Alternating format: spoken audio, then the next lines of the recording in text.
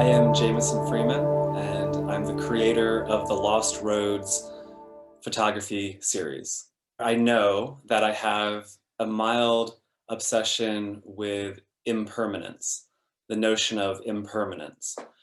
And I've always been fascinated by ruins and the ability to see things that are in a different form than they were when they were created, but are still visible, still noticeable.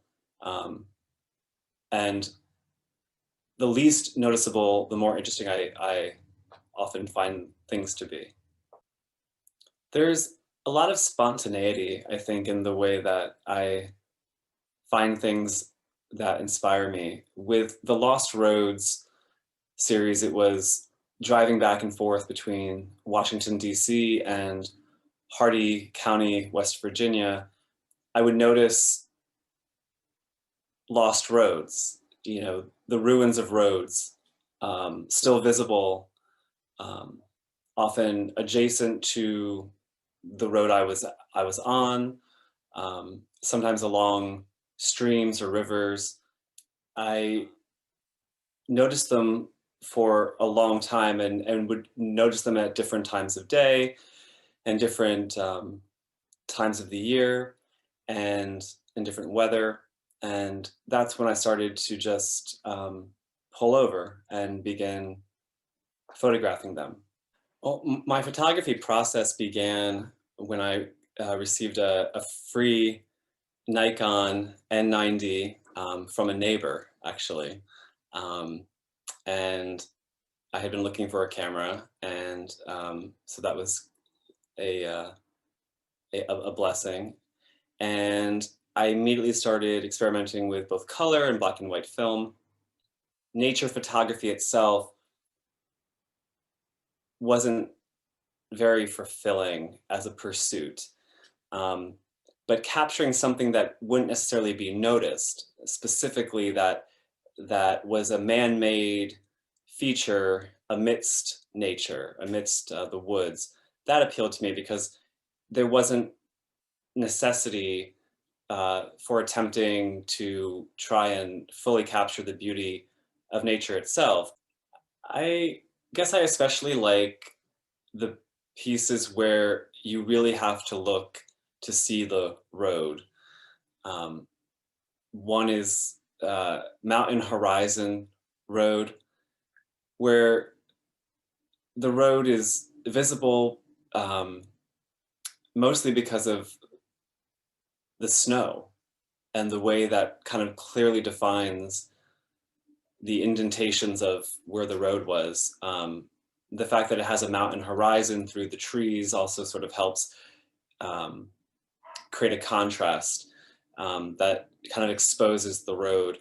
Another one, Hidden Crossing, where you can barely see that there is a road. It looks almost like just a picture of the woods. But it's actually two lost roads that intersect.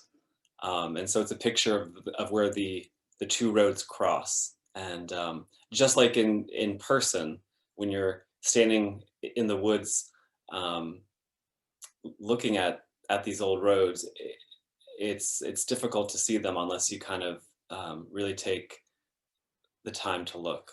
One that stands out is Infinity Hill Road, where the road is obvious, it's not hard to spot, but it's just such an interesting and um, kind of almost infinite seeming weaving road through the woods, up a ledge, along a stream. Well, probably my biggest influence on my photography practice currently is actually a gentleman named Drew at the place where I get the film developed and the prints made. I'm learning as I go, and having that in-person relationship where he advises on the type of paper to print the image on, the sort of retouching of lighting and shadow to some extent. You know, that is so much of the process in itself. The capturing of the image is really the beginning, and you kind of have to figure out so much after the capturing. You have to figure out how you're going to release it. And so thank you, Drew, for helping me release these images. I will say that the first photographer I ever remember kind of noticing, I guess, and being really drawn to and sort of spellbound by was Ansel Adams. Although I don't think my work or my photos in any way seem like Ansel Adams, but his work is certainly just, you know, talk about the attempted capturing of the full beauty of nature. I mean, he comes as close as any human being I can think of with the medium of photography. You know, these lost roads are certainly probably mostly old farm roads, but I still love sort of